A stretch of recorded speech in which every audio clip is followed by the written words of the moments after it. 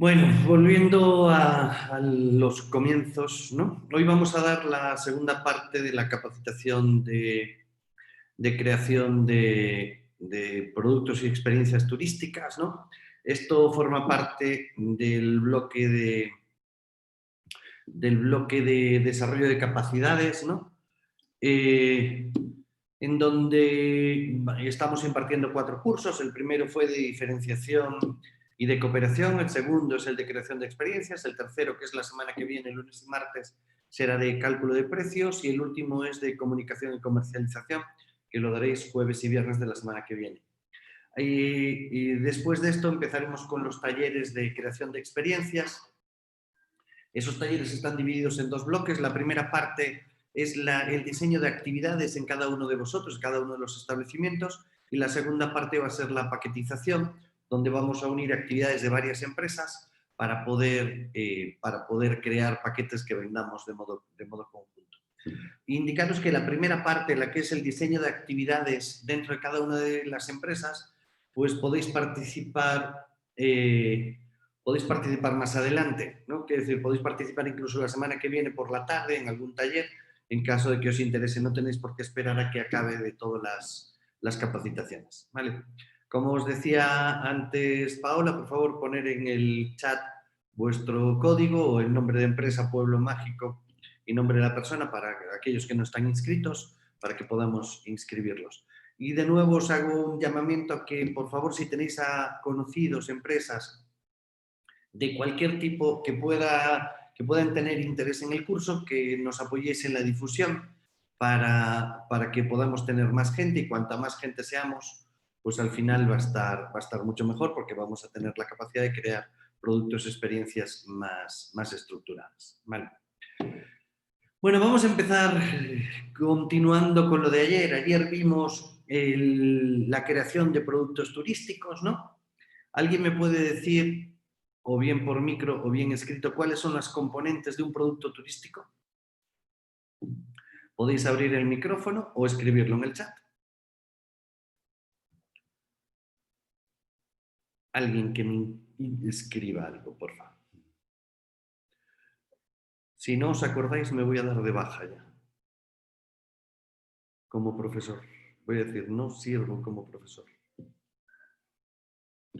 ¿Alguien me dice? ¿Hay alguien? ¿Sí? ¿No? ¿Sí? ¿Quién me dice cuáles son los componentes? Rosa. Rosa, ¿me dices? Baja el volumen. Carlos o Rosa. Carlos, ¿me dices? Sí, muy buenas. Mira, por ejemplo, los componentes de un producto turístico, yo tengo el recurso turístico, atractivos culturales, servicios, que era el equipamiento, infraestructura y actividades recreativas. Perfecto. Entonces, de eso partimos, ¿no? Bueno, pues tomando como referencia eso, entonces, ¿cuáles son los determinantes para que en un lugar determinado se puedan crear productos o experiencias turísticas y con esto lograr que realmente el destino se desarrolle?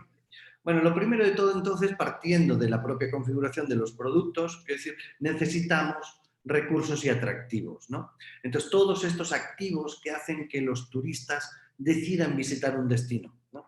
Si no tenemos atractivos turísticos originales, pues al final podemos crearlos, ¿no? Mirad el caso, por ejemplo, de Las Vegas, ¿no? Un entorno, un destino que ha sido completamente creado, ¿no? De la nada, en un desierto, ¿no? Entonces necesitamos o bien tener recursos naturales, históricos, culturales, etcétera, etcétera, que hagan que los turistas tengan interés en visitar este destino. El siguiente elemento importante es el desarrollo de la aparición de oportunidades. Y oportunidades le llamamos a que exista una tendencia en el mercado para el consumo de ese producto turístico, de esa experiencia, ¿no? ¿Por qué la ruta del tequila funciona? ¿Por qué la ruta del mezcal funciona? ¿Por qué la ruta del vino funciona? ¿O por qué determinadas rutas industriales o culturales, etcétera, etcétera, funcionan? Porque hay un grupo de clientes, un segmento de turistas que están interesados en ese tipo de productos. El tercer elemento para que esto se pueda dar es tener capacidad de producción. Quiere decir tener empresas que se dediquen al sector turístico, por muchos recursos y atractivos, por mucho que haya una oportunidad en el mercado porque tengamos un segmento que está interesado en, en esa tipología de turismo. Si no hay inversión nacional o extranjera, no tenemos nada. Entonces lo podemos ver en algunos destinos, en algunos pueblos mágicos, por ejemplo, en el caso de Real de Minas, ¿no? En Aguascalientes, un destino bien, un pueblo mágico bien bonito, con una estructura urbana muy bonita, ¿no? Con unos recursos como, por ejemplo, unas catacumbas, una serie de recursos y atractivos bien interesantes para el turista, pero resulta que no tenemos ni hoteles, ni restaurantes, ni cafeterías, ¿no? Entonces, ese pueblo mágico pues difícilmente se va a desarrollar, ¿no? Salvo que llegue alguien y decida crear alguno. Cuando yo iba, había un único hotel y estaba lleno de gente que trabajaba en las minas que hay al lado, minas que pagan salarios muy altos, entonces pues los residentes pues no tienen interés en trabajar en el sector turístico. Entonces, este es el tercer componente. Y el cuarto componente es la prioridad, ¿no? La prioridad del sector público. Si al sector público le interesa el desarrollo turístico, ¿no? Veíamos ayer que el turismo es el tercer sector más importante en México. Genera aproximadamente el 9% del Producto Interior Bruto y aproximadamente el 11% de los empleos, empleos directos e indirectos, ¿no? Entonces, ¿qué quiere decir? Que es un sector bien importante. Entonces, es un sector que debería ser apoyado, ¿no? Con programas como este, que financia la Secretaría de Turismo del Estado, o con otra serie de programas y campañas de promoción, etcétera, etcétera, ¿no? Entonces, estos cuatro elementos son la base. Si no tenemos esto, no podemos continuar porque realmente no habría la capacidad de desarrollar productos o experiencias turísticas. Bueno, ¿cuál es el paso? ¿Cómo hacemos para cambiar del producto a la experiencia? ¿O por qué? ¿Por qué hacemos este cambio? Bueno, se está produciendo un cambio en la sociedad. Hay una parte de los turistas, hay una serie de segmentos de mercado que están cada vez más involucrados en los temas emocionales, de valores, de historia, ¿no? Que buscan el confort espiritual, frente a aquellos que buscan la tecnología, el racionalismo, ¿no? El pragmatismo. Estamos pasando de la inteligencia racional a la inteligencia emocional, ¿no? Es lo que conocemos como la sociedad de ensueño, ¿no? Dentro de esto hay un artículo que os recomiendo que es Turismo hacia la sociedad de ensueño, de Eulogio Bordás. Creo que, si no me equivoco, Pau, está subido a la plataforma, ¿verdad? Sí, está en la plataforma. Está en la parte de bibliografía. Perfecto, gracias. Pues os recomiendo que lo leáis porque os da una imagen de por qué se está produciendo esto, ¿no? ¿Qué buscan estos turistas? Bueno, pensad en vosotros mismos, ¿no? Seguro que cuando queremos recordar cuál fue el viaje que más nos ha impactado, ¿no? Que se ha hecho más memorable, posiblemente no sea en el que nos hemos quedado en el mejor hotel, ni el que hemos hecho, pues, utilizado la tecnología de determinados modos, ni el que estuvimos bien cómodos, ¿no? Posiblemente tenga que ver con los valores y las emociones que nos ha producido.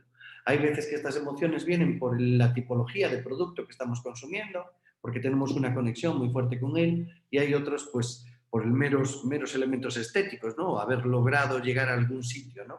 Es decir, yo, si pienso en algún viaje así de estos que me marcó mucho, pues uno de ellos fue cuando visité la Amazonia, ¿no? La Amazonia me pasé unos 5 días en la Amazonia durmiendo en el suelo, ¿no? Con unas condiciones nada cómodas, pero el mero hecho de saber que estás en la Amazonia impacta mucho, ¿no? Entonces ese tipo de cosas son cada vez más importantes, ¿no? Las historias y demás, ¿no?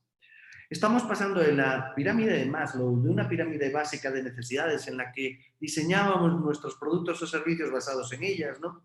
En esta parte del reconocimiento, en esta parte de la autorrealización, en esta parte de las necesidades físicas, la seguridad, todo este tipo de cosas, ¿no? Estamos trasladando en el desarrollo turístico a la pirámide emocional. En la base de la pirámide emocional está la seguridad. Todo turista tiene que percibir sus actividades como seguras. Seguridad tanto en términos de confiabilidad, de que el producto que está recibiendo es el que dice que va a recibir, ¿no? Entonces, si digo que te alojas en hoteles de 4 estrellas, pues tienen que ser hoteles de una determinada calidad, ¿no?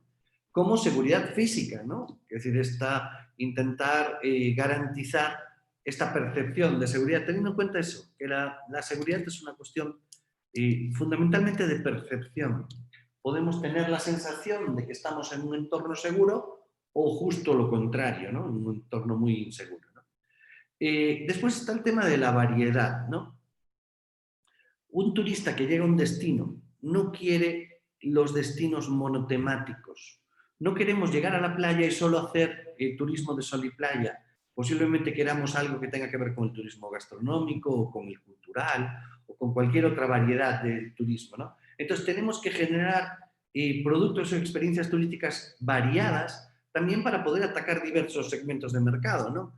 No es lo mismo hacer un recorrido para turistas que viajan con niños en familia, hacer un recorrido o un itinerario para amigos que viajan juntos, ¿no? El tercer elemento en la pirámide emocional es la singularidad. La singularidad es lo que nos hace únicos. Entonces, esto lo puedo hacer y lo puedo hacer en determinados lugares y solo en esos lugares, ¿no? Creo que ya os lo dije varias veces. Esto de que todos los pueblos mágicos tengan leyendas no los hace singulares. Porque resulta que en todos los pueblos mágicos hago lo mismo. Llego y hay leyendas. Pero ¿por qué en algún pueblo mágico, por ejemplo, en vez de leyendas, por qué no hay música? No sé si habéis estado alguna vez en el puerto de Veracruz, pero todos los jueves creo que es, bailan danzón ahí en una de las plazas, ¿no? Y la verdad que es espectacular, se llena de turistas, bueno, se llenaba antes de la pandemia, ¿no? Se llenaba de turistas viendo a las personas bailando danzón, ¿no? Entonces, eso nos hace singulares, estos elementos diferenciales, este modo de aprovechar los recursos de modo distinto, ¿no? El siguiente elemento es la autenticidad, ¿no? En turismo hablamos de dos tipos de autenticidad, se llaman autenticidad emergente y autenticidad escenificada, ¿no? La autenticidad emergente es aquella que nace de, ¿cómo decirlo? Puede ser de elementos, de algunos elementos que son reales, ¿no? Como son las leyendas, ¿no? Que toman tres datos reales y con esto construyen una historia, ¿no?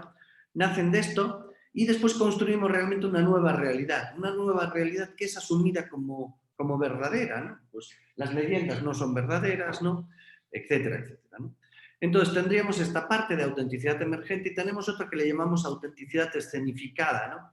La escenificada es aquella que es real, que ha pasado, pero lo quitamos del lugar y del espacio y del tiempo, ¿no? Por ejemplo, vosotros podéis ver los voladores de Papantla hoy sin necesidad de ir a Papantla, ¿no? Y los voladores cuando volaban, lo volaban era como una ofrenda, ¿no? Que se hacía para pedir que lloviese o que la cosecha fuese buena, ¿no? Hoy, en cambio, pues lo puedes contratar, por ejemplo, porque te cases o por cualquier cosa, ¿no? Entonces, en ese sentido, podemos mirar esto, ¿no? Esta parte de la autenticidad, ¿no? Lo siguiente sería la conexión. La conexión es la vinculación emocional que tienes por estar consumiendo un producto o servicio que tiene interés para ti, ¿no? A mí me gusta mucho la gastronomía, entonces cualquier experiencia gastronómica pues me interesa. Pues si voy a un hotel y me hacen un taller de cocina yucateca, pues resulta que lo hago porque me interesa ese tipo de cosas, ¿no?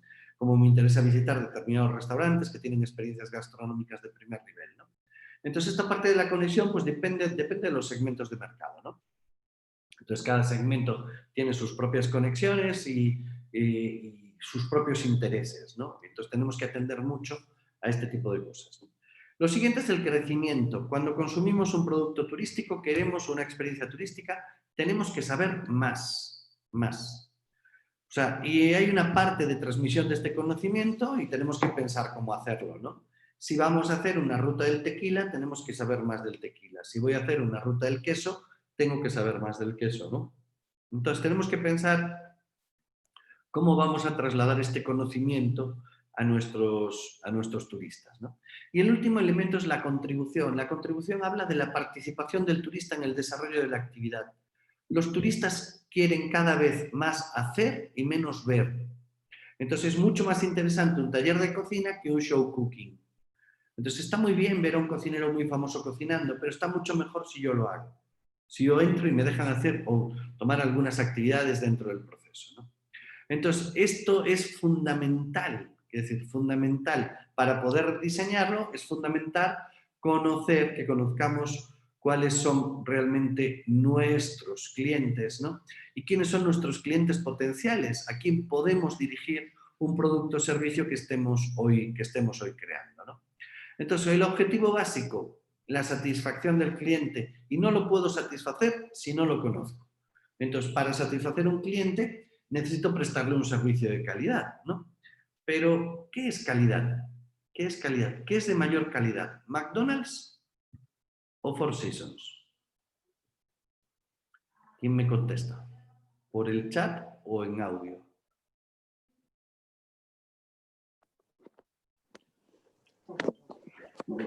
Hola, ambos, porque ambos dan lo que prometen cada vez que vayas. No importa si pido una hamburguesa hoy o una hamburguesa mañana, siempre será la misma calidad de la hamburguesa. Va más ligado al proceso que con la percepción de valor o lujo. ¿Todos de acuerdo?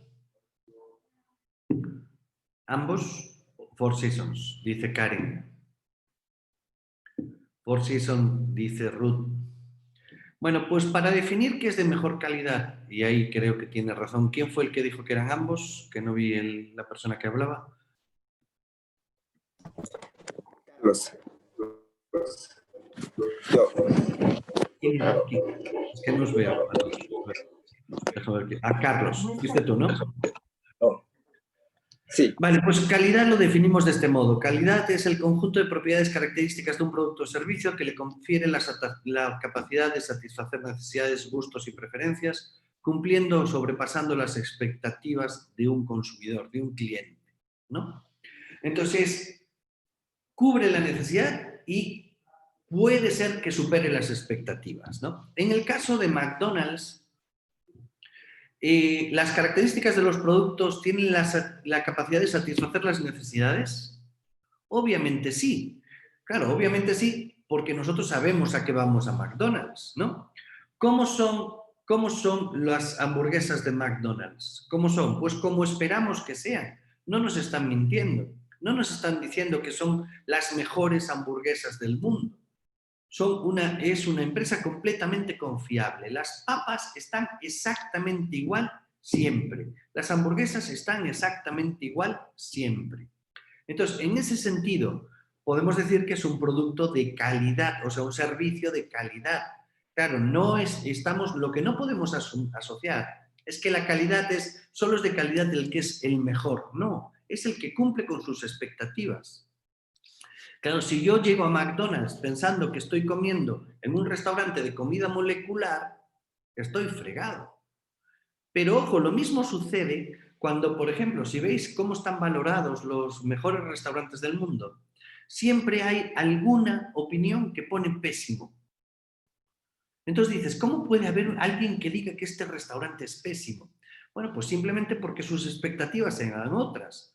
Porque igual llega al restaurante pensando que se va a comer un ribeye de este tamaño y resulta que le están dando un micro ribeye que mide menos de 1 centímetro cuadrado, ¿no? Debajo de una papa espumada que simplemente lo único que hace es oler. Entonces, claro, cuando mis expectativas van por otro lado, el tema es que yo valoro mal el servicio o la calidad del producto. Pero si sabemos lo que estamos consumiendo, es decir, lo que hacen estas empresas es cumplir con esa promesa de valor, ¿no? Entonces, no están diciendo, ninguno de ellos, no está diciendo, es que soy las mejores hamburguesas, no.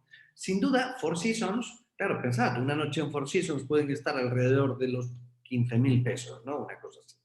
Entonces, cuando yo estoy pagando 15.000 pesos por una noche, obviamente mis expectativas son muy altas. Entonces creo que el servicio va a ser muy bueno y lo es, ¿no?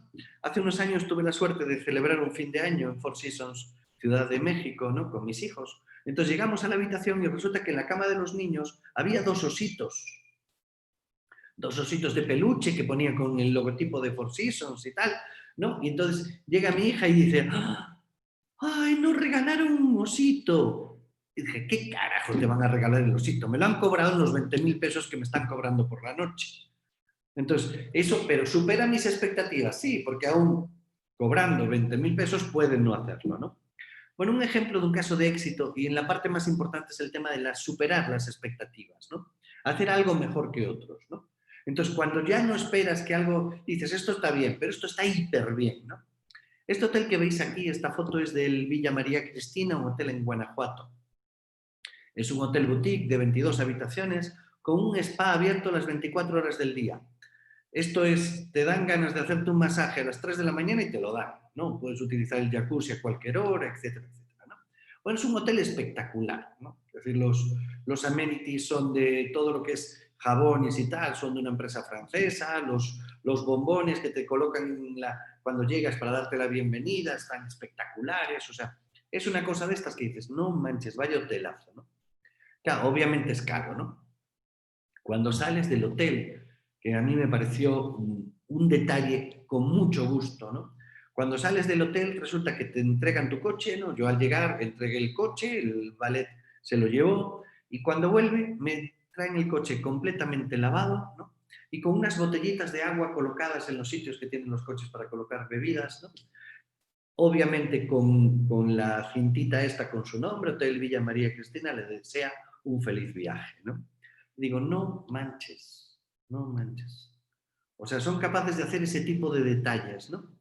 Entonces, eso es superar las expectativas. ¿Cuál es el problema de superar las expectativas? ¿Qué pasa si yo voy mañana al Hotel Villa María Cristina, dejo mi coche y cuando me lo devuelven no está lavado? ¿Qué voy a decir? ¿Con qué idea me quedo? Digo, vaya porquería de hotel, que no me lavan el coche. Porque cada vez que recibes algo, ya lo interiorizas como que forma parte del precio y del producto que estás consumiendo, ¿no? Entonces, en ese sentido, hay que tener mucho cuidado, porque para seguir superando las expectativas, tengo que ir incrementando el valor, tengo que cada vez aportar más cosas o nuevas cosas, ¿no? Entonces, ¿qué tienen que hacer las empresas? Lo primero es identificar las necesidades, lo primero. Entonces, ver qué quiere el turista, el segmento del mercado al que yo me quiero dirigir. O sea, esto se tiene que hacer así, no a la inversa. No tengo que diseñar un producto y después pensar para quién lo dirijo. Si no es justo al revés. Pienso en un segmento y digo a esta gente que le gusta, ¿no? Entonces, primero es eso, identificar las necesidades. Después, estimular el deseo. Y el deseo se estimula a través de la utilización de atributos que son valorados por el cliente. Si a alguien le gustan las emociones fuertes, pues decir que una experiencia de turismo de naturaleza, de turismo de aventura, es excitante, pues le va a estimular el deseo, ¿no? Y gracias a eso, pues ponemos una serie de imágenes, como podíamos ayer, por ejemplo, esta de Río Verde, ¿no? Si te gusta saltar en una balsa por un río abajo, ¿no? Haciendo kayak o lo que sea, ¿no? Entonces, estimulamos el deseo a través de estos atributos. Y después tenemos que definir toda nuestra oferta, que es diseñar el producto, fijarle el precio, comunicarlo y distribuirlo para que esté en la posición donde el cliente los quiere comprar. El cliente no compra donde nosotros queremos, compran donde ellos quieren.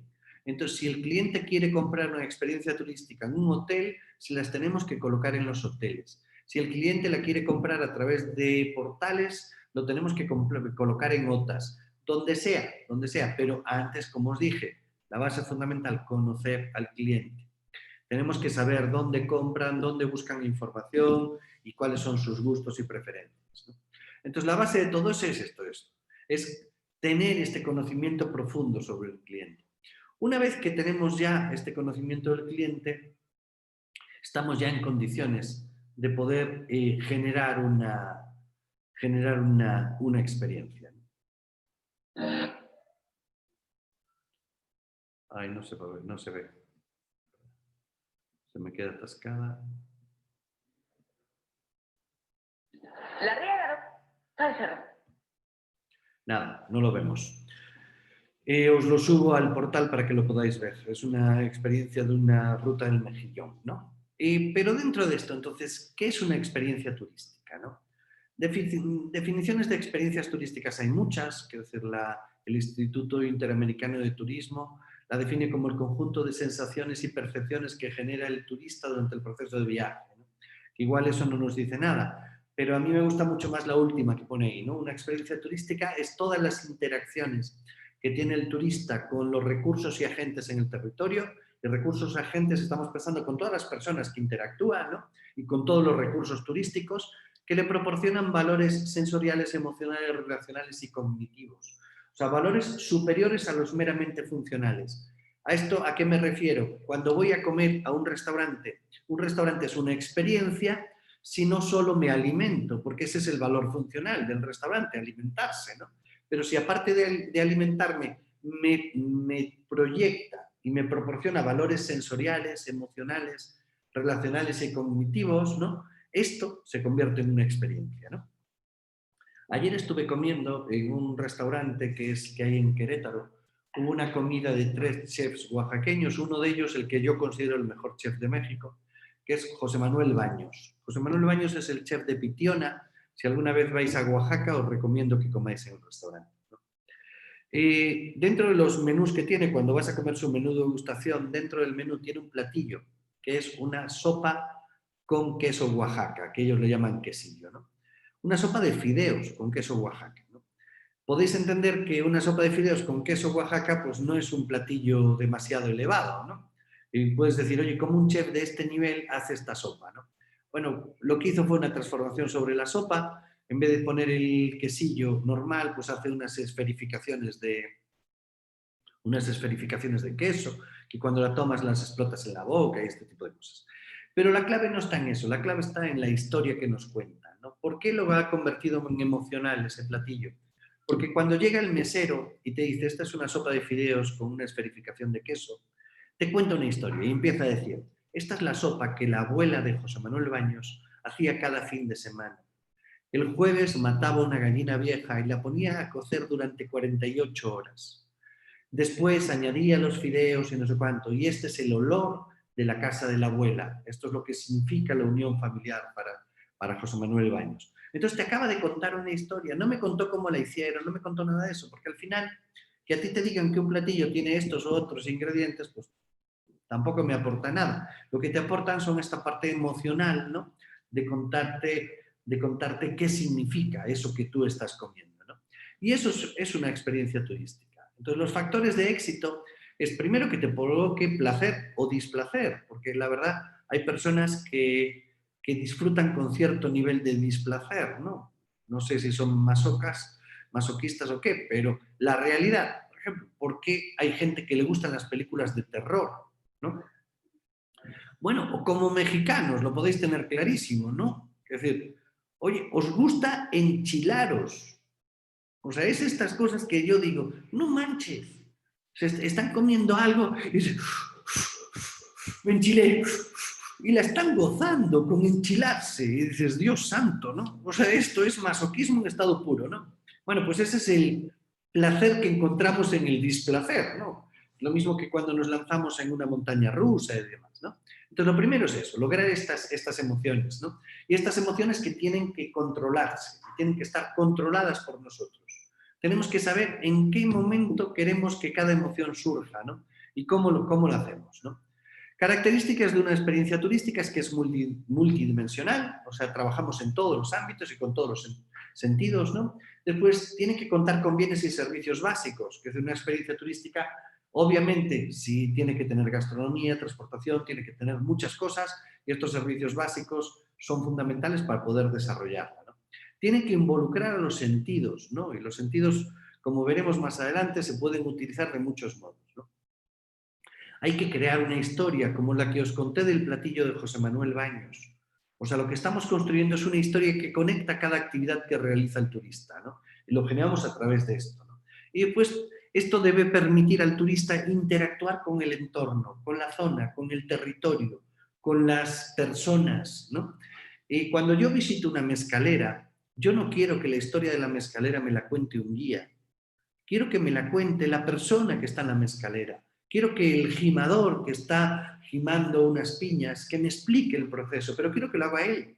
No quiero que alguien desde fuera me lo cuente. Entonces, esta interacción con el entorno, ¿no? Y con las personas que forman los destinos turísticos es lo que nos genera más valor.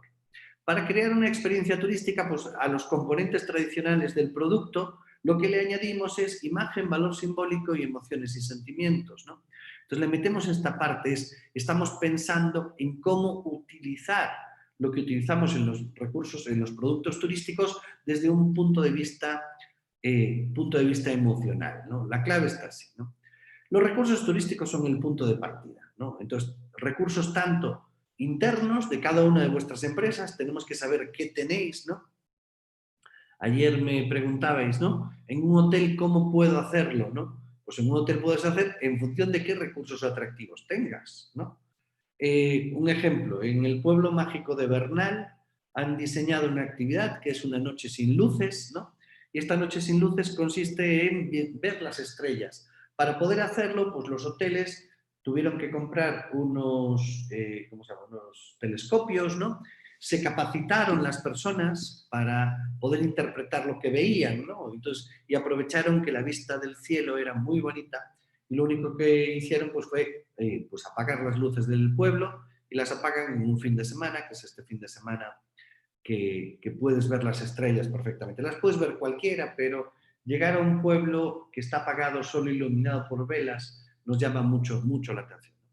Los recursos que podemos utilizar, pues, según la OMT, pues están basados en estos 4 bloques, ¿no? Son los asociados por el agua, ¿no? Asociados con el agua, como los ríos, los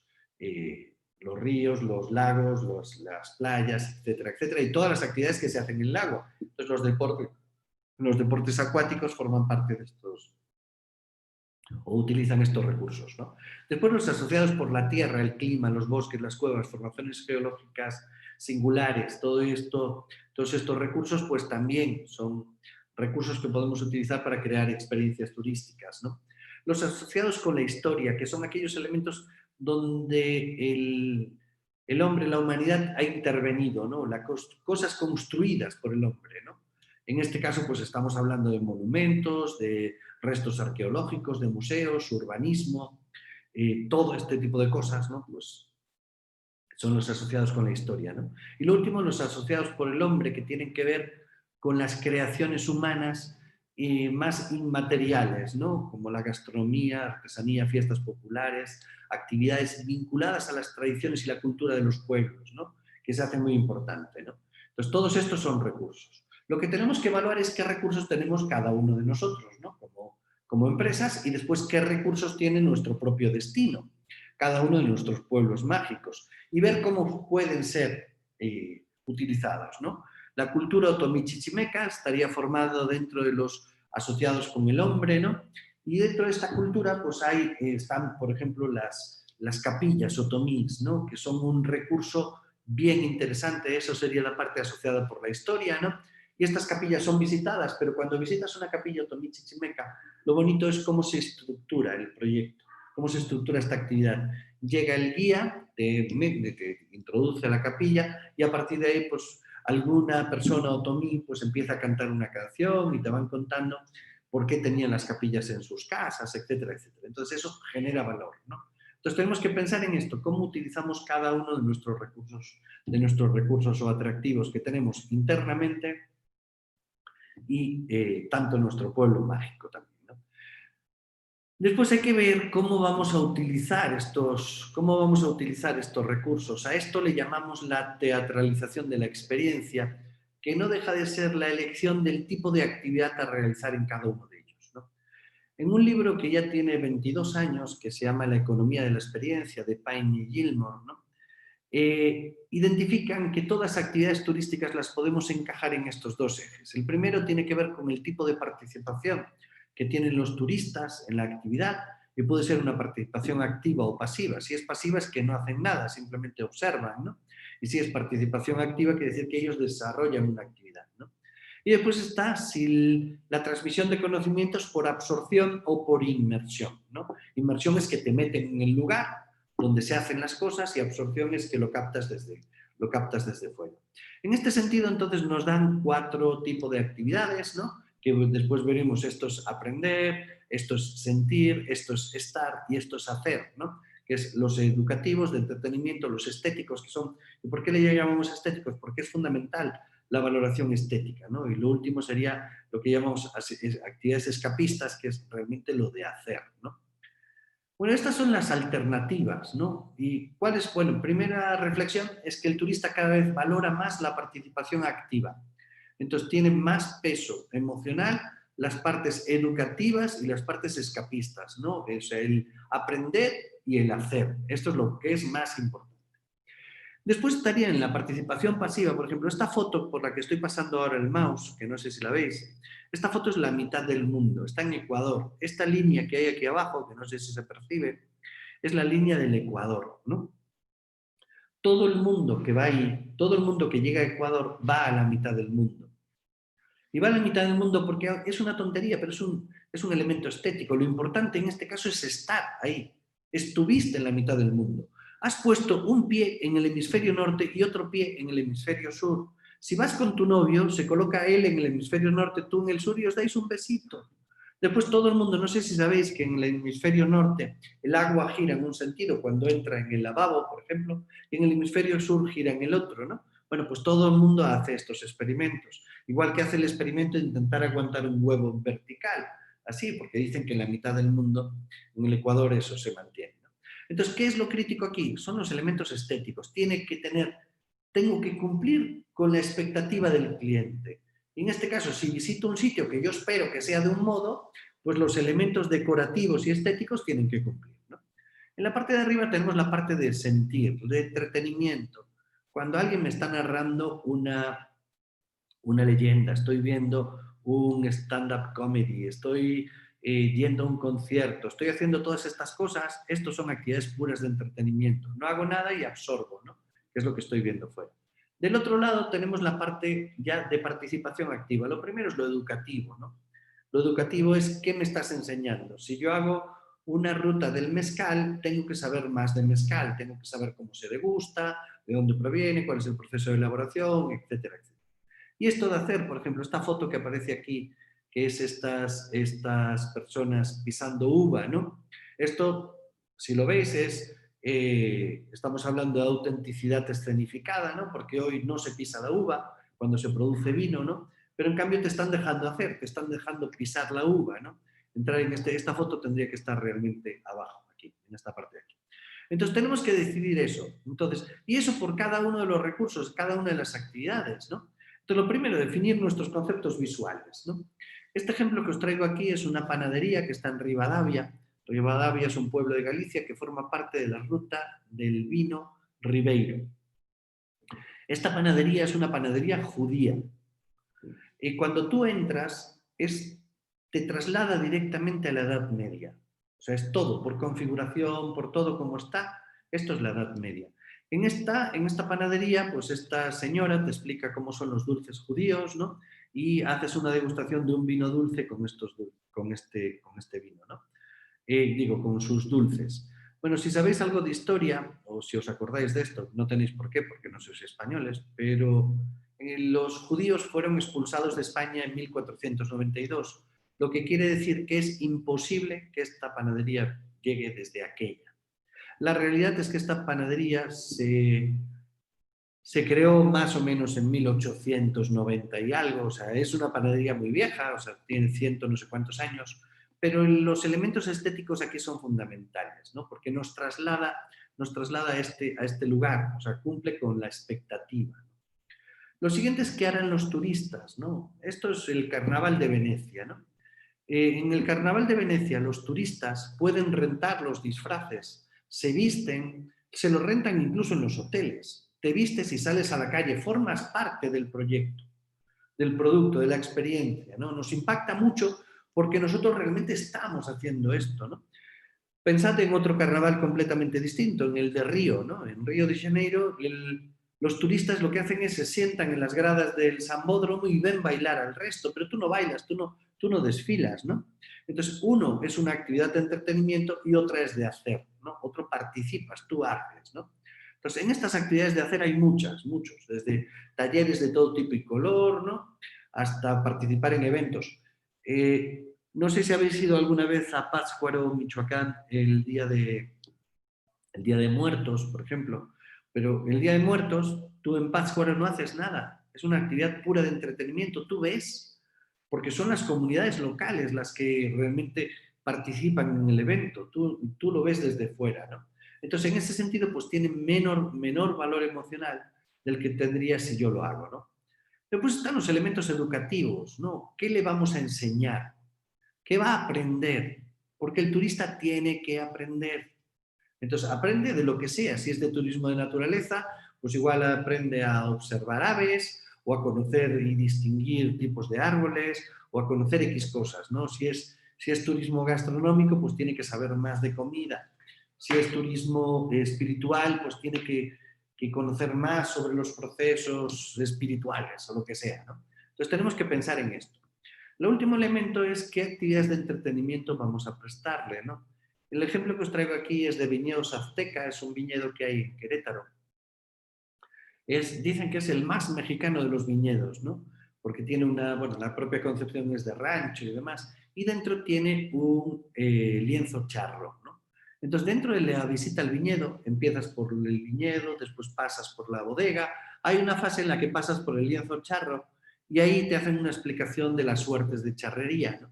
Entonces, ¿qué tiene que ver la charrería con el vino? Absolutamente nada. Simplemente que al dueño, que se llama Jorge Ferreira, le gustan los caballos y le gusta el vino. Entonces diseñó su empresa vinculada con esto. Pero la realidad es que este espectáculo de charrería, así como la propia configuración arquitectónica del viñedo, le hace ser realmente singular.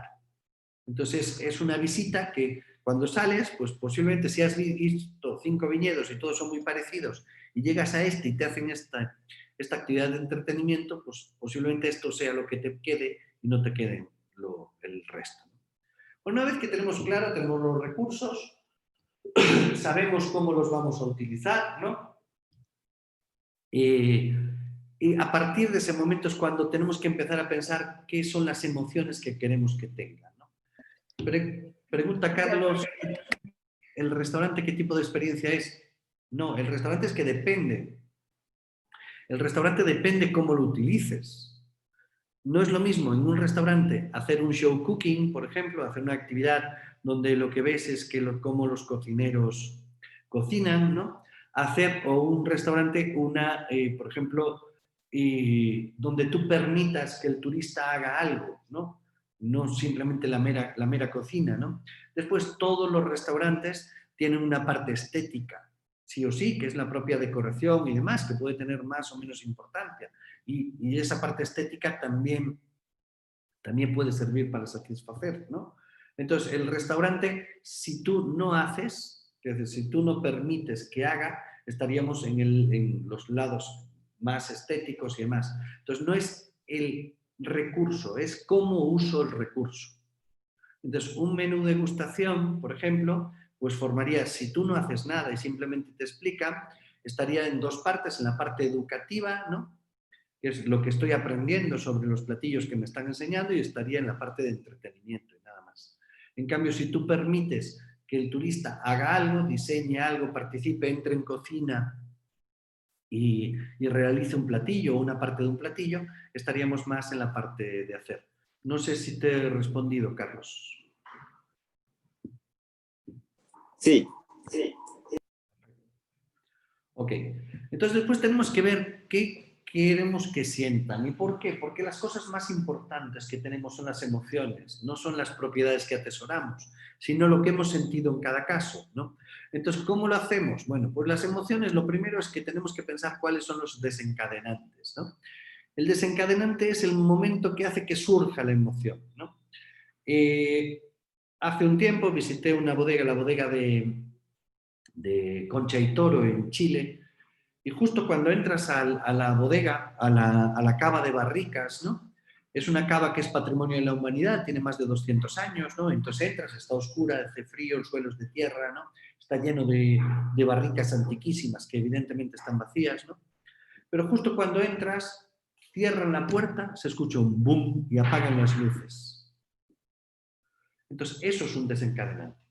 ¿Por qué? Porque nosotros tenemos un modelo de procesamiento cognitivo que hace que cuando algo se apaga y escuchas un ruido fuerte, si nos quedamos a oscuras y un ruido fuerte, sentimos miedo, de golpe. Ojo, esto es educativo, ¿eh? Porque nos han enseñado que la oscuridad da miedo y los ruidos fuertes dan miedo, ¿no? Entonces de ahí viene, si desde pequeñitos nos hubieran dicho que los ruidos fuertes son de alegría y que no tiene nada que ver con la oscuridad, el miedo, pues así actuaríamos, ¿no? Entonces, pero procesamos de ese modo, ¿no? Entonces tenemos que pensar en estos desencadenantes. El desencadenante puede ser, y normalmente lo asociamos a modificaciones en las condiciones de las que venimos, ¿no? ¿Qué sucede cuando estamos paseando por una ciudad, un día de mucho calor, con mucho sol, y entramos en una iglesia o una catedral? ¿Qué sucede? Bueno, se producen fundamentalmente 3 cambios, o 4, ¿no? Uno que tiene que ver con la intensidad de luz, cae. De mucha luz entramos a una zona mucho más oscura, nuestras pupilas tardan en adaptarse. 2, la temperatura. Fuera hace calor y en las iglesias hace fresco, ¿no? 4, el sonido. Venimos de escuchar coches, escuchar todo esto y entramos en la iglesia y entramos en silencio, ¿no? 5, el olor. Cuando entramos en una iglesia huele a velas y ese tipo de cosas, ¿no? Entonces, eso produce, todos estos cambios en las condiciones, produce una emoción determinada, ¿no? De primeras, ralentizamos nuestros movimientos, nos ponemos como más reflexivos, ¿no? Entonces, ¿por qué? Porque entendemos que eso es un lugar de recogimiento. Eso tiene que ver con nuestro procesamiento cognitivo, ¿no? Después de esto, lo que hay son unos efectos, ¿no? Los efectos... Hay básicamente 4 tipos de efectos. Los primeros son los efectos subjetivos, que es lo que sentimos. Podemos sentir paz, podemos sentir nervios, podemos sentir miedo, podemos sentir emoción, podemos sentir excitación, podemos sentir muchas cosas en función de cómo lo hemos construido. Los siguientes son los efectos fisiológicos, que son los cambios en nuestro cuerpo motivados por el sistema neuronal central y el sistema neuronal periférico, ¿no? Por ejemplo, pues se nos pone china la piel, o sentimos un escalofrío, o se nos suben los latidos del corazón, o sea, todo este tipo de cosas, o nuestra respiración se acelera, ¿no?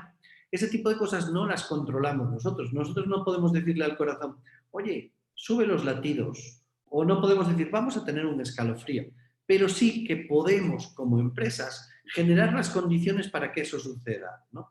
Porque sabemos que el miedo provoca estas cosas, que la tranquilidad provoca estas otras, ¿no? Después hay unos efectos puramente funcionales, que es el comportamiento que tenemos y cómo nos movemos, por ejemplo, cuando tenemos una determinada emoción, ¿no? Si tenemos miedo, tendemos a concentrarnos, a cerrarnos, frente a cuando estamos en paz y tranquilidad, que tendemos a abrirnos, ¿no? Entonces, esa parte funcional es separarse de los riesgos, por ejemplo, ¿no?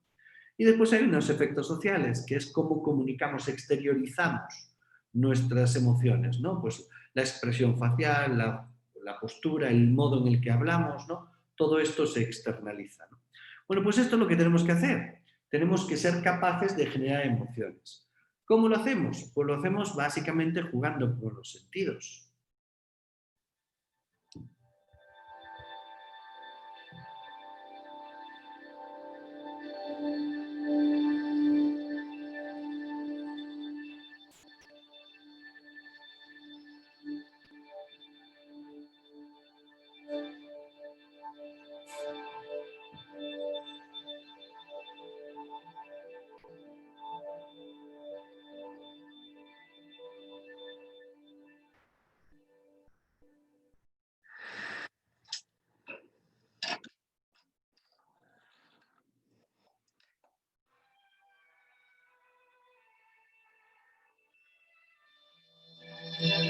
Hay canciones que consiguen ponernos tremendamente tristes. Suenan los primeros acordes, se nos hace un nudo en el estómago, nos asaltan los recuerdos. Y según el día que tengamos, puede que no nos sintamos con fuerzas para sumirnos en la tristeza más profunda. Otras canciones, en cambio, nos contagian alegría, buen humor. Que escuchemos una canción y la entendamos es algo extraordinario. Pensemos lo siguiente. La música es una sucesión de señales acústicas que nuestros oídos recogen y envían al cerebro. Allí se decodifican y se les da significado. Todo eso pasa en fracciones de segundo. Para ello, el cerebro tiene que involucrar a las emociones, unas de las encargadas más importantes de convertir el sonido en algo comprensible.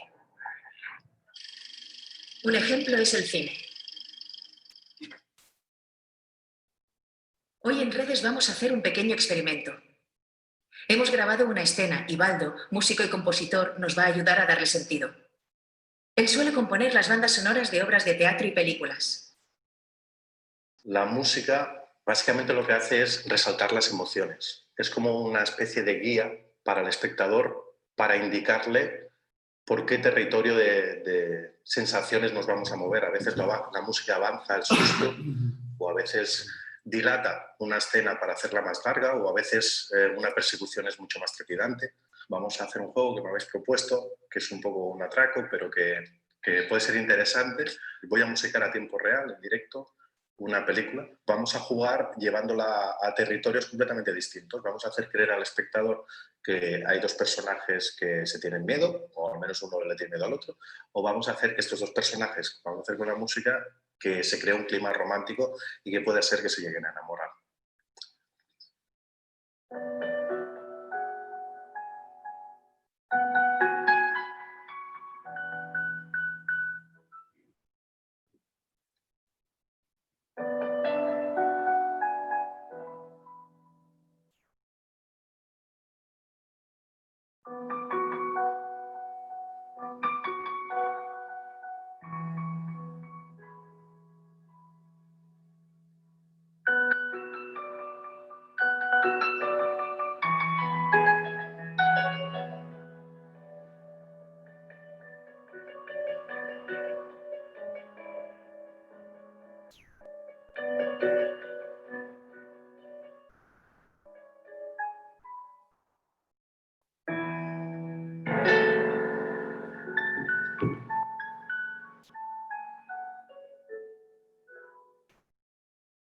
Al final nos enamoran.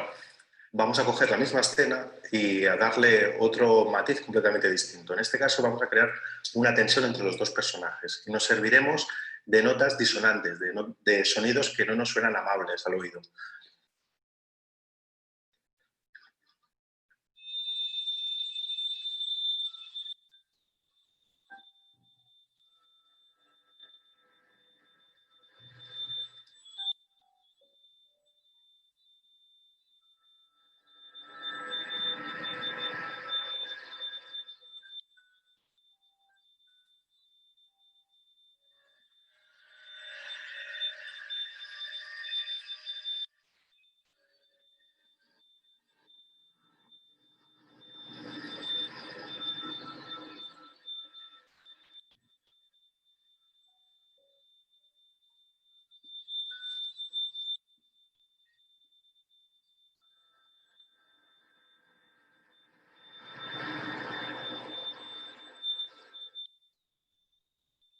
Estos sonidos producen cierta angustia.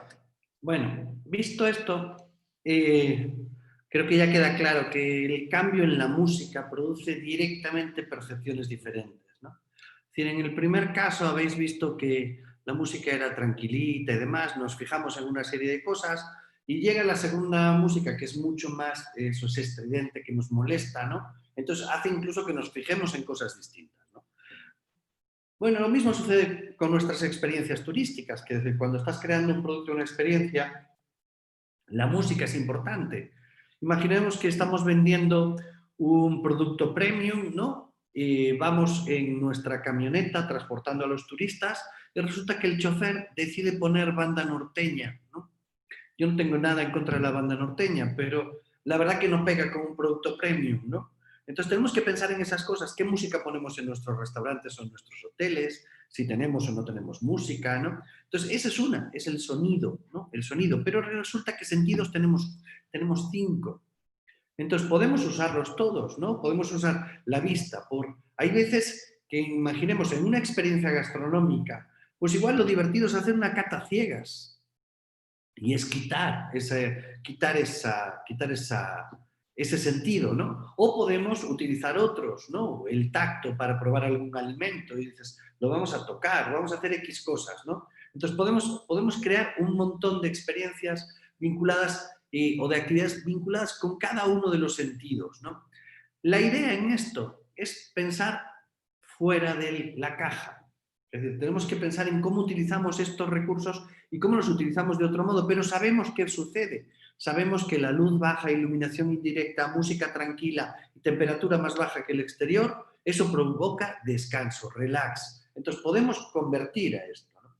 Está diciendo Claudia en el chat, ¿no? Que tiene un huerto de peras y quieren crear una experiencia donde el huésped coseche sus propias peras. Está perfecto, pero yo le daría un valor adicional, ¿no? ¿Por qué no haces un taller de elaboración de mermeladas? Entonces, porque el mero hecho de agarrar una pera y llevártela, pues tampoco tiene tanto peso, ¿no? Pero ahora, piensa, si quieres hacer esto, tienes que pensar en todos los elementos estéticos, ¿no? ¿Qué le vas a dar para que recoja las peras? Pues tienes que hacer un cestito así como de malla que sea bien bonito, ¿no? Es decir, le puedes dar incluso pues un mandil para que salgan cubiertos, como para no mancharse. O sea, tenemos que pensar en esas cosas, ¿no? Y en las cosas que tienen más impacto.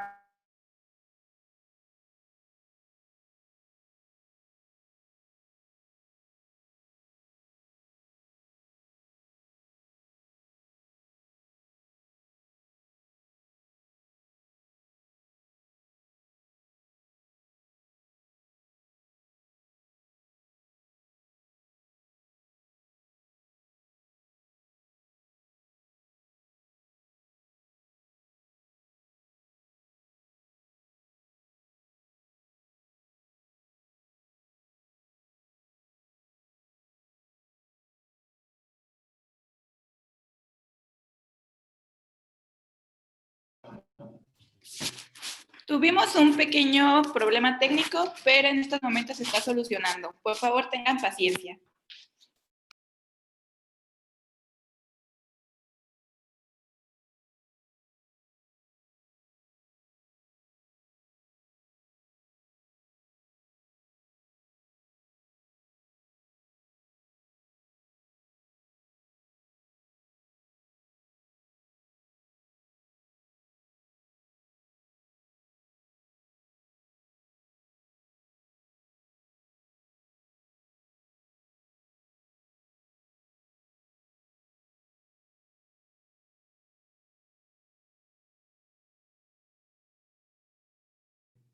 Hola, hola, ¿me escucháis?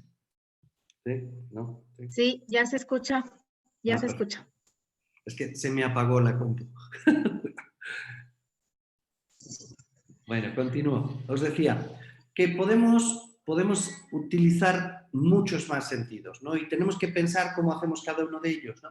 En el caso de la experiencia de las peras, ¿no? Es decir, podemos involucrar, aparte de lo que es el mero tacto, ¿no? Enseñarles, tocar. O sea, tenemos que pensar en los elementos estéticos, tenemos que pensar, por ejemplo, en cómo genero más valor. Por eso decía, tiene más valor crear, no solo ir a buscar las peras, sino hacer un taller de elaboración de mermeladas. Algunas peras te las puedes llevar frescas y otras te las llevas en mermelada, ¿no?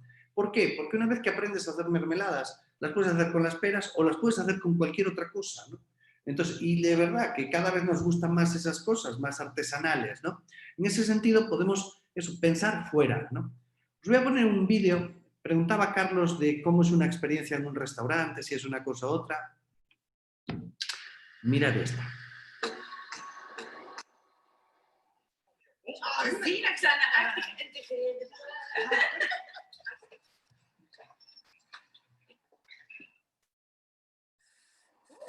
Oh.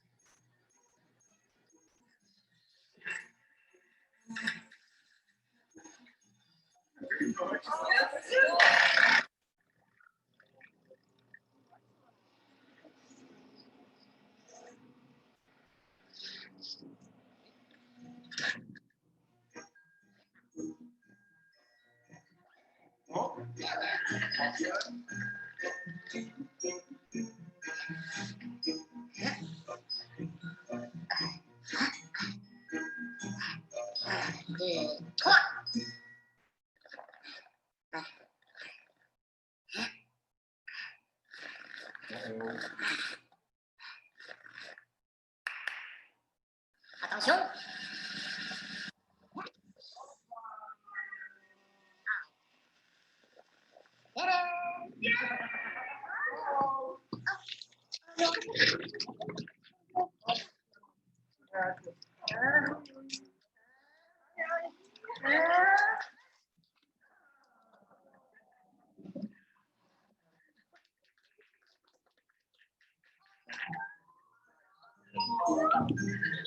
Bueno, esto. ¿Qué os parece? ¿Muy complicado? Esto, Carlos, sería lo que conoceríamos una actividad pura de entretenimiento, en la medida que es participación pasiva y absorción. Lo estás viendo de fuera, ¿no? ¿Creéis que es difícil hacer esto? Alguien que me conteste. ¿Qué creéis que se requiere? En estos tiempos ya no es tan complicado. No, lo único que necesitas es un proyector, un cañón. Sí. Un proyector, lo único. Y después es la parte de diseño de la idea. Entonces, esto lo único que tiene es un cañón colocado arriba, sobre un mantel blanco, unos platos blancos que tienen que estar situados en un sitio determinado, ¿no? Entonces, eso sí que, pero bueno, eso cuando lo estás montando lo proyectas y tal, y tienes la parte de producción de lo que se está viendo. De esto que salgan los dibujos y demás. Pensad vosotros, si os hacen esto, ¿es memorable? ¿Te vas a acordar? Obviamente sí, obviamente sí. Entonces, y después, ¿cómo te vas a ver ese postre? Porque después te presentan un postre que está hecho como el que crea el mini chef este, ¿no? ¿Cómo te vas a ver? Pues te vas a ver excelente, ¿no?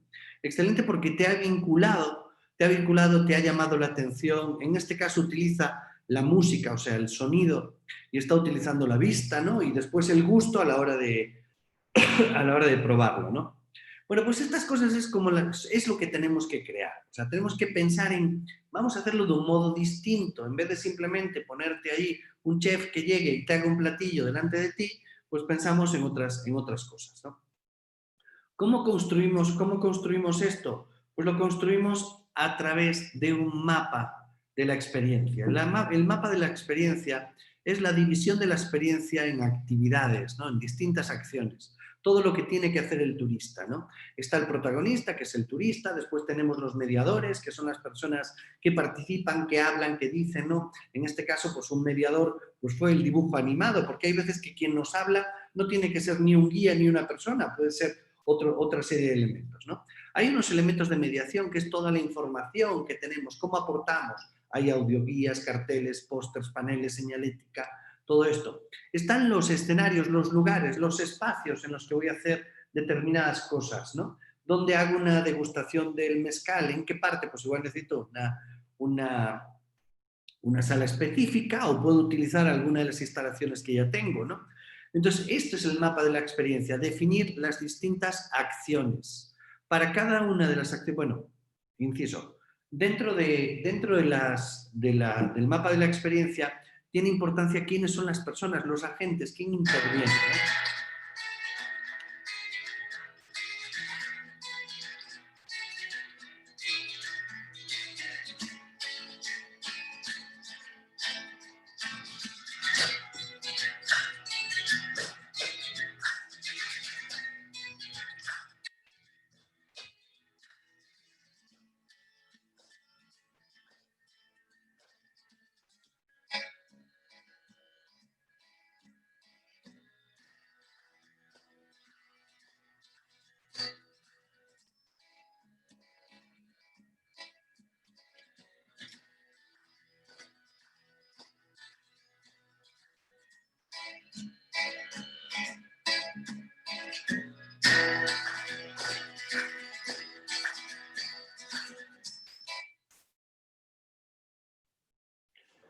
Bueno, estos son los elementos que forman parte de una experiencia, ¿no? Entonces, ¿qué tenemos que pensar? En la historia, lo que vamos a contar. Entonces, esta parte que pone aquí, el relato, los relatos. ¿Qué va a decir cada quien? ¿Cómo construimos, no? El relato puede ser un relato oral, puede ser un relato visual, podemos utilizar muchas herramientas, pero tenemos que pensar en esto. Dentro de esto, tenemos que generar una curva dramática. Son cada una de las actividades que realiza el turista en el consumo de esta experiencia o de esta actividad, es aquí lo que pone de E1 a E10, ¿no? Son las distintas actividades y tenemos que ordenarlas generando como una montaña rusa emocional. La parte más importante, el clímax, debe de estar hacia el final. Si os fijáis, cualquier experiencia turística empieza con un nivel bajo emocional y de ahí vamos, sube, sube, sube, clímax, subclímax, subclímax, llegamos arriba y volvemos a tener otra descendente, ¿no? Para llegar otra vez a acabar la experiencia en un momento de relax. Entonces, lo que tenemos que evaluar es cuál es el impacto emocional de cada una de las cosas, ¿no? Entonces, esa es la base, ¿no? Y la vamos a ir midiendo en función de las actividades, ¿de acuerdo? A modo de resumen, los pasos para crear una experiencia turística pues son estos, ¿no? Lo primero es tener claro a quién la vamos a dirigir, ¿no? Eso es el punto inicial. Si no tenemos un público objetivo, difícilmente vamos a crear adecuadamente la experiencia, ¿no? Lo segundo es cuáles son mis recursos, qué tengo para ofrecer, cuáles son mis productos, atracciones, etcétera. ¿Qué tengo yo como empresa, ¿no? Dentro de mis propios recursos, ¿no? Lo tercero que tenemos que ver es si existe algo similar. Tengo que hacer un análisis de benchmarking, un análisis comparado. Lo hablábamos ayer, ¿no? Esto no hay que inventar el hilo negro. Podemos ver quién más está haciendo este tipo de cosas, ¿no? Y por suerte, hoy, gracias a las redes sociales, gracias a Internet, tenemos muchísima información. Si tú hoy pones ruta del queso en Google, te van a aparecer un montón de cosas. Si la pongo en YouTube, me van a aparecer un montón de vídeos, un montón de experiencias gastronómicas, me van a aparecer toneladas de cosas. Entonces podemos ver qué replicamos y qué adaptamos, ¿no? de lo que estamos viendo, de cómo lo están haciendo otros, ¿no? Después, el tema de los elementos con los que tenemos que contar a la hora de crearla, ¿no? El segmento del mercado, las necesidades del turista, los guiones, ¿no? Y la narrativa, el precio al que lo vamos a vender, cómo vamos a transmitir, cuál es el itinerario, el recorrido que pretendemos que haga el turista, etcétera, etcétera, ¿no? Después, ¿cómo se va a llevar a cabo? Es decir, hay que hacer los procedimientos, definir las fases y subfases, ¿no? Cómo mantener esta información actualizada, cómo hacemos el seguimiento del cliente desde que llega, cuáles son las palabras de bienvenida, dónde se dan, cómo vamos a cerrar. Vamos a realizar una encuesta de satisfacción para ver si les gustó o no les gustó, ¿no? ¿Qué voy a transmitir y cuál es la temática, ¿no? O sea, tenemos que saber exactamente hacia dónde vamos, cuál es la vocación de mi experiencia, ¿no? Estas son algunas, pero hay muchísimas más. Vimos ayer algunos ejemplos en productos, ¿no? Productos de turismo de naturaleza, de aventura, gastronómicos, etcétera, etcétera. Pero hay un montón, podemos hacer un montón de cosas diferentes, ¿no? Entonces tenemos que pensar sobre cuál vamos a hacer, ¿no? ¿Qué tengo que hacer para prepararme, para llevarla a cabo, ¿no? ¿Qué personal necesito y lo tengo que capacitar? Porque si resulta que yo quiero que hable un cocinero en la cocina que explique algo, pues tengo que decirle qué quiero que diga, ¿no? Y cómo quiero que lo diga. Después lo dirá con sus palabras, pero tenemos que intentar hacer ese tipo de cosas, ¿no? Tenemos que probar el modelo piloto para ver si funciona. O sea, y ver exactamente cuáles son las áreas de mejora. Porque hay veces que dices, esto creía que iba a funcionar, pero no funcionó adecuadamente, esto se tardó mucho, ¿no? Etcétera, etcétera, ¿no? Después tiene que ser multidisciplinario, tiene que participar y multidimensional, ¿no? Participan en personas con características distintas, ¿no? Y también tenemos que hacerlo en muchos ámbitos distintos, ¿no? Después podemos ejecutar un proyecto arquitectónico piloto, ¿no? Lo que sería el modo, y lo representamos, lo podemos hacer gráficamente en un plano, ¿no? En una hoja donde vamos diciendo cómo vamos a hacer cada cosa, ¿no? Y después analizar si necesitas inversión y cuánto, porque hay veces que necesitamos crear algunas cosas, ¿no? Este taller de elaboración de mermeladas de pera que hablaba antes, ¿no?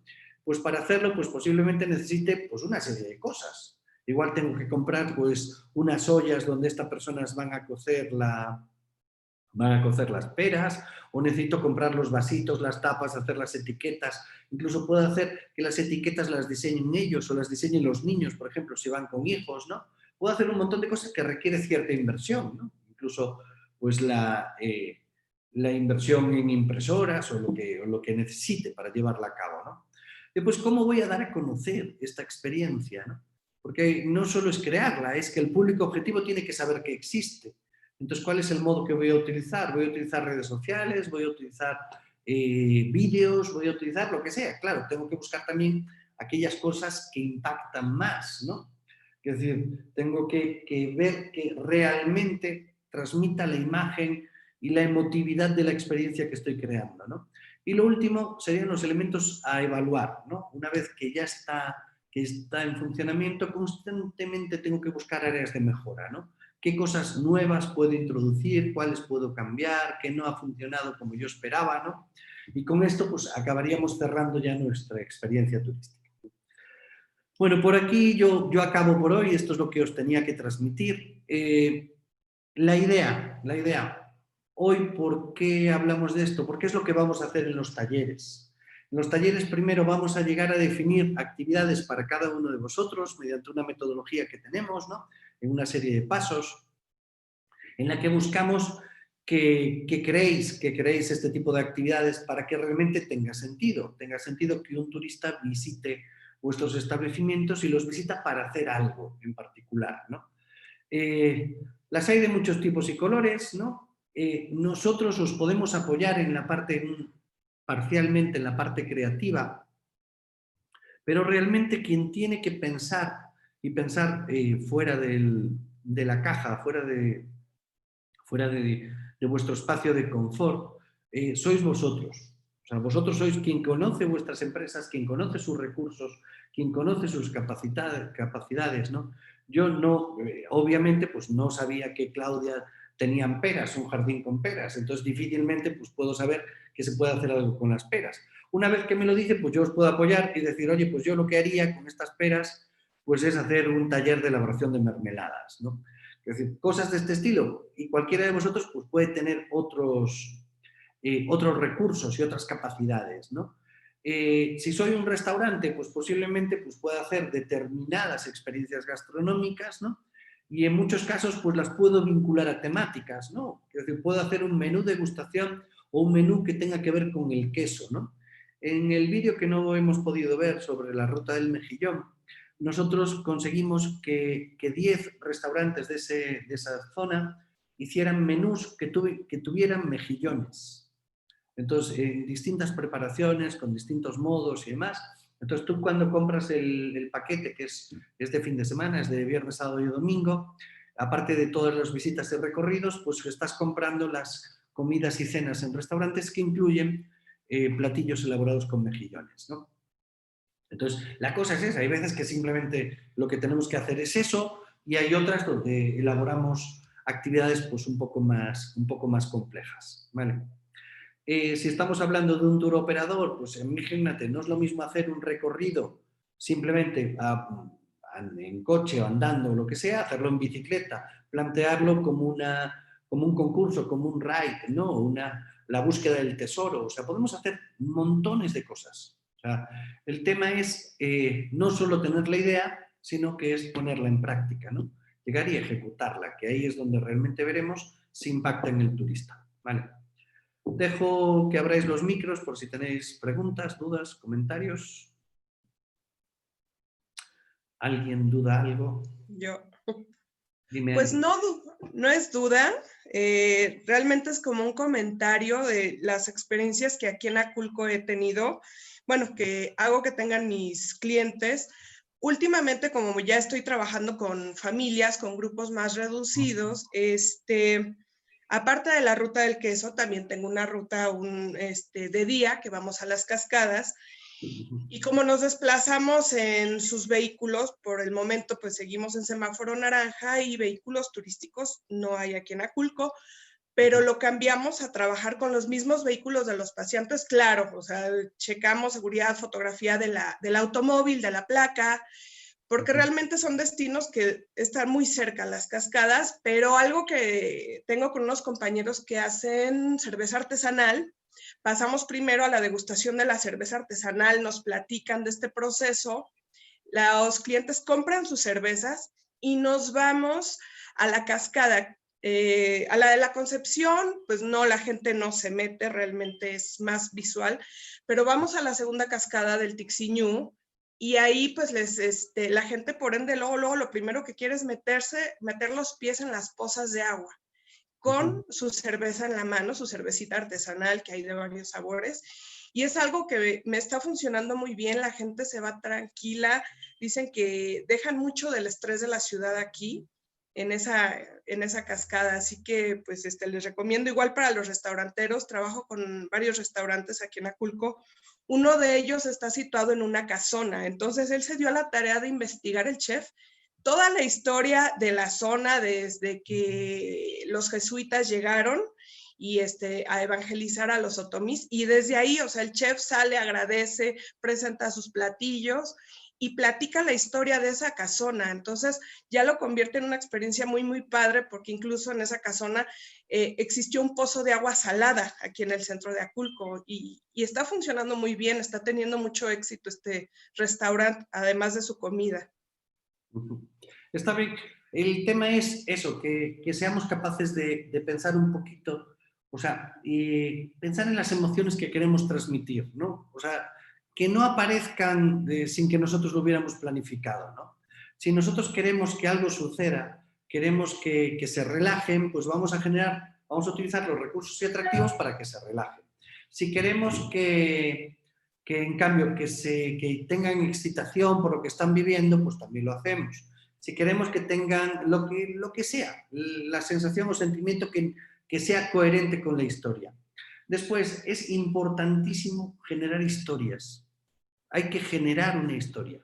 Y todo el recorrido tiene que estar conectado a esa historia que vamos narrando, ¿no?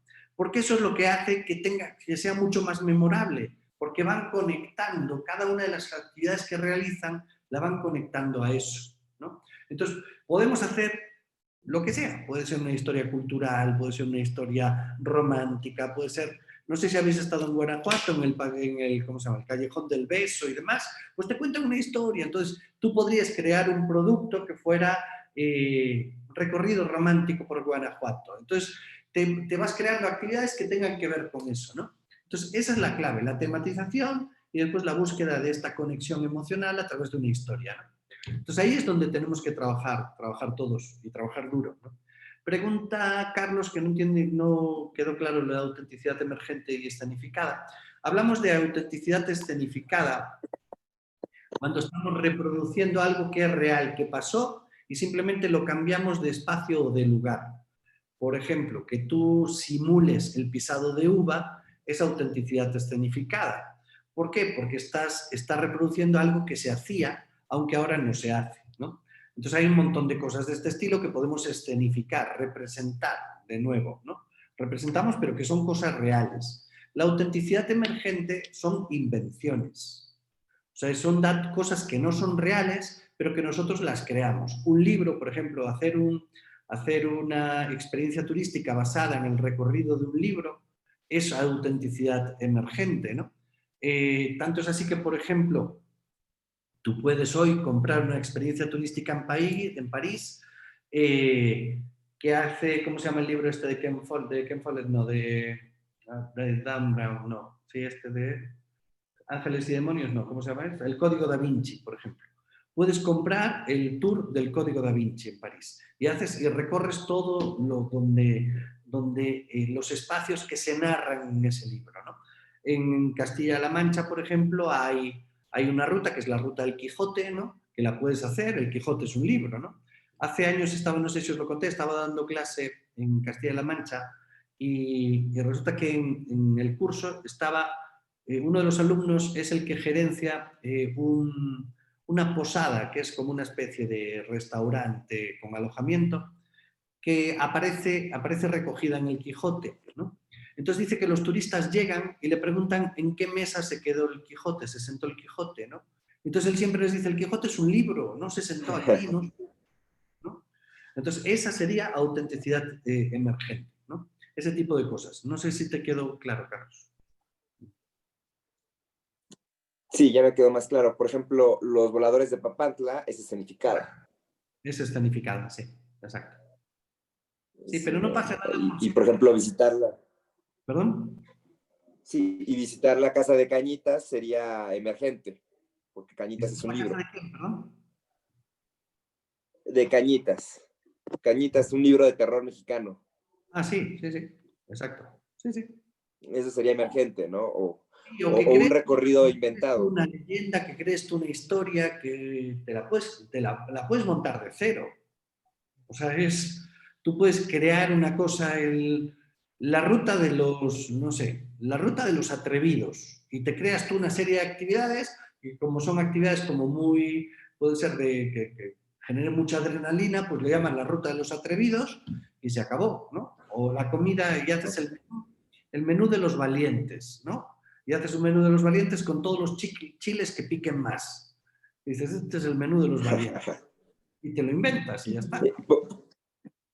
Por ejemplo, usted nos dio, bueno, tú nos diste el ejemplo de cuando fuiste a un restaurante y te hablaron de que esa comida representaba al chef porque pues, su mamá y todo. ¿Eso es emergente? Si es real, no. Lo que no sabemos es si es real o no es real. Porque al final a mí me contaron No importa. y yo la tomo por cierta, pero la verdad, en el fondo, no importa. Que sea verdad o que sea una historia creada. Si es verdad, sería autenticidad escenificada, porque lo único que están haciendo era la sopa de la abuela que te la están dando ahora en un restaurante. Y si es la otra, si se lo están inventando, Okay. pues es gente, pero importa. La realidad importa poco. Porque de primeras no tenemos ni cómo evaluarla. O sea, ni cómo saber si es cierto. ¿No? Ok, gracias. Nada. ¿Alguien más? Bueno, pues hasta aquí lo dejamos. A mí ya me vais a volver a ver el día de los talleres de creación de experiencias y actividades, que os llegará un mail diciendo cuándo es.